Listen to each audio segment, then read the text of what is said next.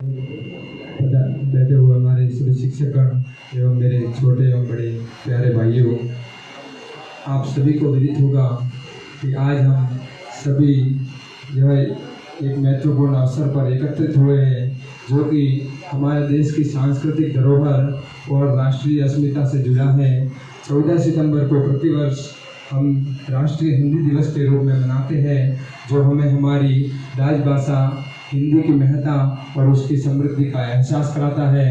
आज मुझे इस मंच पर खड़े होकर हिंदी के महत्व पर कुछ विचार प्रस्तुत करने का सौभाग्य दिया। आप सभी का बहुत बहुत धन्यवाद।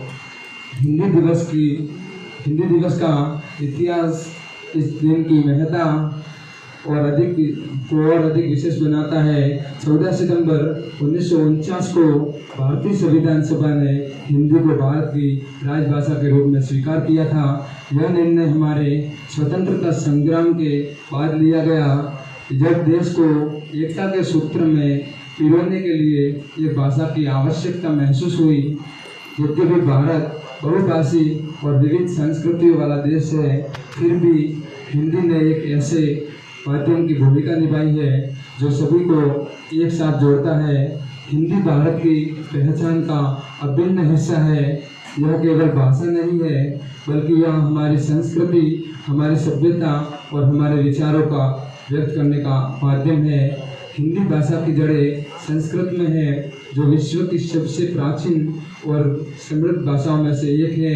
हिंदी ने समय के साथ अपने स्वरूप में बदलाव किया और इसने अन्य भाषाओं जैसे फारसी, अरबी, तुर्की और अंग्रेजी से भी शब्द ग्रहण किए। इसी कारण यह भाषा अपने आप में एक बहुआयामी और समृद्ध भाषा बन गई है। आज हिंदी केवल भारत में ही नहीं, बल्कि विश्व भर में बोली और समझी जाती है। दुनिया भर में करोड़ों लोग हिंदी को बोलते और समझते हैं। यह विश्व की सबसे ज़्यादा बोले जाने वाली भाषाओं में से एक है। इसके माध्यम से हम न केवल अपने देश में बल्कि विदेशों में भी अपनी पहचान बना सकते हैं। हिंदी साहित्य का इतिहास भी अत्यंत गौरवमयी है। तुलसीदास, कबीरदास, सूरदास, प्रेमचंद, हरिवंश राय बच्चन और महादेवी वर्मा जैसे महान साहित्यकारों ने हिंदी साहित्य को एक ऊंचाई पर पहुंचाया है। हिंदी साहित्य ने हमें अनेक महान रचनाएं दी है, जिन्होंने हमारी संस्कृति और समाज को समृद्ध किया है। चाहे वह रामचरितमानस हो या गोदान, इन रचनाओं ने हमारे समाज की एक दिशा प्रदान की है। आज के आधुनिक युग में भी हिंदी का महत्व कम नहीं हुआ है। हिंदी सिनेमा, जिसे हम बॉलीवुड कहते हैं, ने इस भाषा को न केवल भारत में बल्कि विदेशों में भी लोकप्रिय बनाया है। इंटरनेट और सोशल मीडिया के इस युग में भी हिंदी का उपयोग बढ़ा है। हिंदी ब्लॉगर, यूट्यूबर और कंटेंट क्रिएटर हिंदी भाषा को नए रूप में प्रस्तुत कर रहे हैं और इसकी पहुंच को और भी बढ़ा रहे हैं। हालांकि हमें यह भी स्वीकार करना चाहिए कि वैश्वीकरण के इस दौर में हिंदी को चुनौतियों का सामना करना पड़ रहा है। अंग्रेजी का प्रभाव बढ़ता जा रहा है और लोग अंग्रेजी को ज़्यादा महत्व देने लगे हैं। यह एक चिंता का विषय है कि कभी हमारी आने वाली पीढ़ी अपनी मातृभाषा और उसकी संस्कृति से दूर न हो जाए।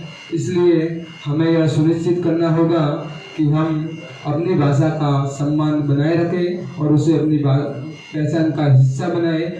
राष्ट्रीय हिंदी दिवस का यह अवसर हमें याद दिलाता है कि भाषा केवल संवाद का साधन नहीं होती, बल्कि यह हमारी संस्कृति, इतिहास और विचारों का वाहक होती है। हमें गर्व होना चाहिए कि हम हिंदी भाषी हैं और हमें इसे और भी उन्नत करने के लिए प्रयासरत रहना चाहिए। हमें यह भी प्रण लेना चाहिए कि हम हिंदी को केवल एक भाषा के रूप में न देखें, बल्कि इसे अपने जीवन का अभिन्न हिस्सा बनाएं। विद्यालयों, कॉलेजों और कार्यस्थलों पर हमें हिंदी को प्रोत्साहित करना चाहिए। नई पीढ़ी को भी यह समझना आवश्यक है कि अपनी मातृभाषा को भूलना अपनी जड़ों से कटने के समान है। अंत में मैं आप सभी से अनुरोध करूंगा कि हम सब मिलकर हिंदी को और अधिक सशक्त बनाएं, ताकि यह विश्व पटल पर अपनी पहचान बनाए रखे। अब मैं कुछ पंक्तियां कहकर अपनी वाणी को विराम दूंगा। ये विडंबना है कि एक विडंबना है भारत की। क्या विडंबना है, जरा पंक्तियों में देखिए क्या है हिंदी। कि परिधान छोड़ा था विश्व गुरु का, परिधान छोड़ा था विश्व गुरु का, वो परिधान बचाने में उमड़ी थी ज्वाला सौर्य क्रांति की, माँ की शाख बचाने में। पर क्या अर्थ हुआ, क्या अर्थ हुआ अभियानों का, संघर्षों का, बलिदानों का, उस सूक्ष्म जैसी छाया का, रण की खून से लथपथ काया का। था सभ्यता प्रेम जो कोको का, था सभ्यता प्रेम जो कोको का, सन 47 को लांग गया, मुगलों गौरव से भी जीता था, पर काले अंग्रेजों से हार गया, काले अंग्रेजों से हार गया। अंग्रेजी के टूटे फूटे शब्द मधुर लगते हैं, साहित्य शब्द सी भाषा तो अब तीर बन के लगते हैं। वेदों में तो किस्से हैं, आज के युवाओं की विचारधारा क्या है, जरा देखिए। कि वेदों में तो किस्से हैं, इतिहास उन्हें बस रहने दो, तुलसी काली को मुख रखो, पुस्तकों में सिमटे रहने दो। अरे भारत माँ का मस्तक भी, कि भारत माँ का मस्तक भी पीड़ा से तब झुक जाता है जब भारत माँ का बच्चा हिंदी कहने में कतराता है। अरे माथे का चंदन है हिंदी, क्या है हिंदी, जरा देखिए।